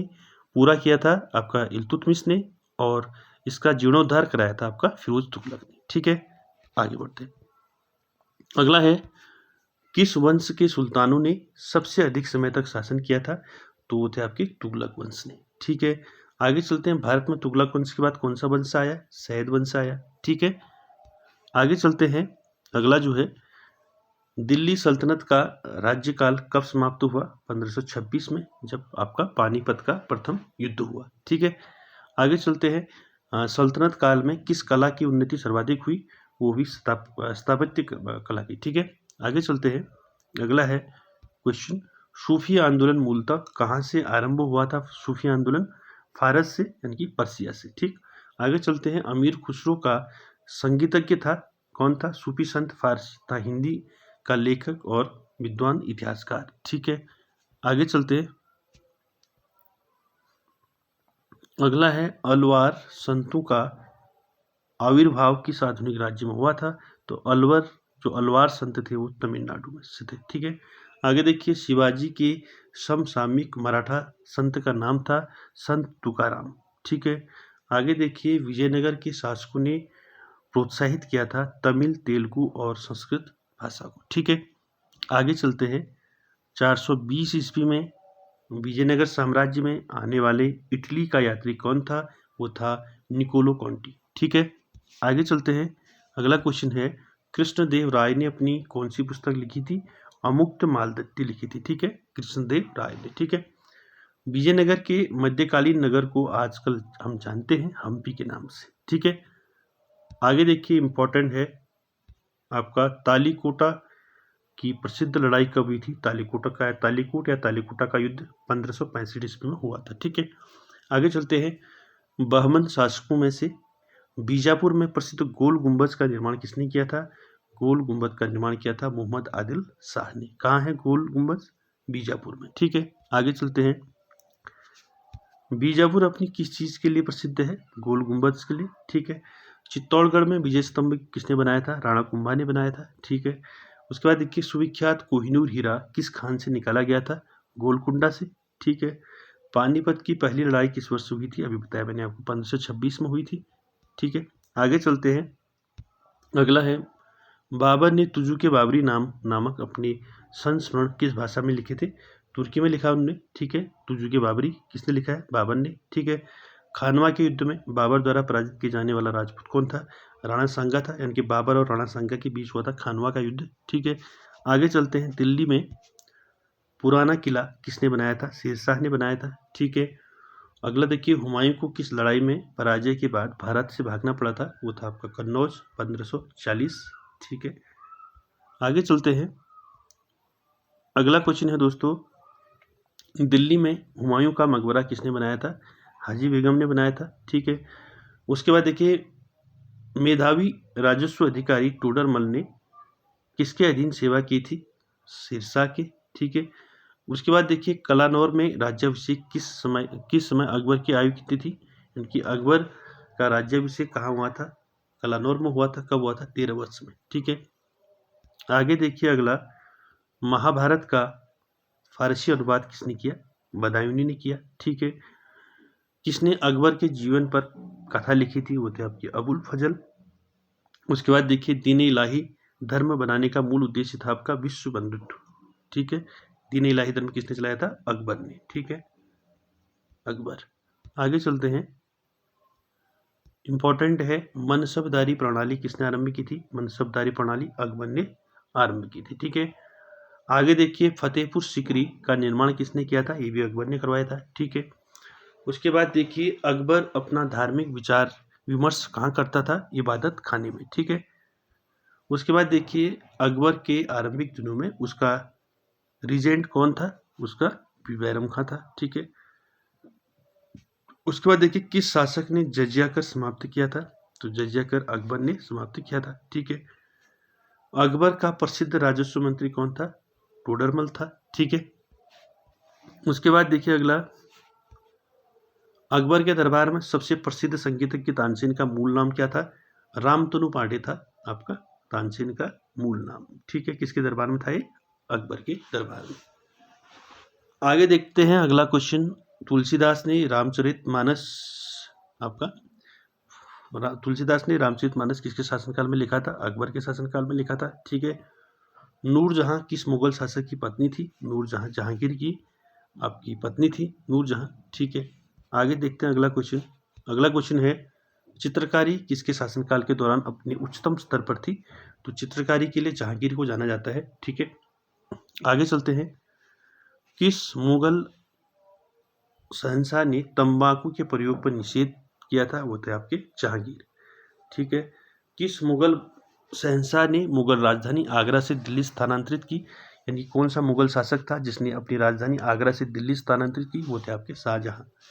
ठीक है, आगे चलते हैं। इंपॉर्टेंट है, विश्व प्रसिद्ध तख्ते ताऊ किस मुगल भवन में रखा गया था? दिल्ली के लाल किले के दीवाने आम में रखा गया था तख्ते ताऊ। ठीक है, आगे चलते हैं अगला, शाहजहां को उनकी शेष जिंदगी के लिए औरंगजेब ने कैद कर दिया था। ठीक है, उसके बाद देखिए, कौन सा मुगल बादशाह जिंदा पीर कहा जाता है? किस मुगल बादशाह को? औरंगजेब को कहा जाता है जिंदा पीर। ठीक है, आगे चलते हैं अगला क्वेश्चन। अगला क्वेश्चन है, मुगल शासकों की दरबारी भाषा क्या थी? फारसी थी। ठीक है, भारत में बीबी का मकबरा कहाँ स्थित है? बीबी का मकबरा औरंगाबाद में स्थित है। ठीक है, आगे चलते हैं। अगला क्वेश्चन है दिल्ली की जामा मस्जिद किस सदी में बनाई गई थी? तो दिल्ली की जामा मस्जिद 17वीं सदी में बनाई गई थी। ठीक है, आगे चलते हैं। अगला क्वेश्चन है किसके शासनकाल में 1 रुपये का सिक्का टाकसालित किया गया था? वो है शेरशाह सूरी। उसके बाद देखिए शेरशाह की मृत्यु कहाँ हुई थी? कालिंजर में। ठीक है, उसके बाद देखिए शिवाजी के गुरु कौन थे? शिवाजी के गुरु थे रामदास। ठीक है, आगे चलते हैं। छत्रपति शिवाजी को हराने के लिए औरंगजेब ने किसको भेजा था? राजा जयसिंह को भेजा था। ठीक है, उसके बाद देखिए शिवाजी ने कितनी बार सूरत को लूटा था? 2 बार। ठीक है, शिवाजी का राज्याभिषेक हुआ था 1674 ईस्वी में। ठीक है, शिवाजी का राज्याभिषेक कब हुआ था? 1674 ईस्वी में हुआ था। ठीक है, आगे चलते हैं दोस्तों 471 पर। देखिए किस यूरोपियन शक्ति से शिवाजी ने गोला और बारूद प्राप्त किए थे? वह आपकी फ्रांसीसियों, पुर्तगालियों तथा अंग्रेजों से खरीदी थी। ठीक है, आगे चलते हैं। नाना साहब के नाम से कौन प्रसिद्ध था? नाना साहब नाम से प्रसिद्ध था आपका बालाजी बाजीराव। ठीक है, आगे देखिए इंपॉर्टेंट है। देखिए जिस समय 1761 में पानीपत की तीसरी लड़ाई में अहमद शाह अब्दाली ने मराठों को हराया, उस समय दिल्ली का शासक कौन था? वो था शाह आलम द्वितीय। ठीक है, आपका पानीपत की तृतीय लड़ाई कब हुई थी? 1761 में हुई थी। ठीक है, किसके बीच? अहमद शाह अब्दाली और मराठों के बीच हुई थी। ठीक है, और उसमें दिल्ली का शासक कौन था? पानीपत का जब तृतीय युद्ध हुआ था तो शाह आलम द्वितीय जो था शासक था दिल्ली का। ठीक है, आगे चलते हैं अगले क्वेश्चन पर। अगला क्वेश्चन है पेशवा प्रथम ब्रिटिश द्वारा किस पेशवा के काल में समाप्त की गई? वो है बाजीराव द्वितीय के शासनकाल में। ठीक है, आगे देखिए भारत में पहली बार कौन सा अंग्रेजी जहाज था? पहला वो था रेड ड्रैगन। ठीक है, आगे देखिए अगला क्वेश्चन है दोस्तों 1751 में मुगलों द्वारा बंगाल में किस स्थान पर ईस्ट इंडिया कंपनी को व्यापार करने और फैक्ट्री बनाने की अनुमति दी गई थी? तो कासिम बाजार। ठीक है, आगे देखिए भारत में लिए समुद्री मार्ग की खोज का श्रेय जाता है पुर्तगालियों को। ठीक है, आगे देखिए इंपॉर्टेंट है सत्यशोधक सभा के संस्थापक कौन थे? महाराष्ट्र के ज्योतिबा फुले। ठीक है, आगे देखिए 479 केप ऑफ गुड होप के रास्ते भारत तक के समुद्री रास्ते की खोज किसने की थी? वास्को डी गामा ने। ठीक है, आगे देखिए चीन की ग्रेट वॉल, आपको बताया मैंने पहले आया था क्वेश्चन, सिंह हुआंग टी ने चीन की ग्रेट वॉल बनाई थी। ठीक है, आगे चलते हैं अगले क्वेश्चन पर।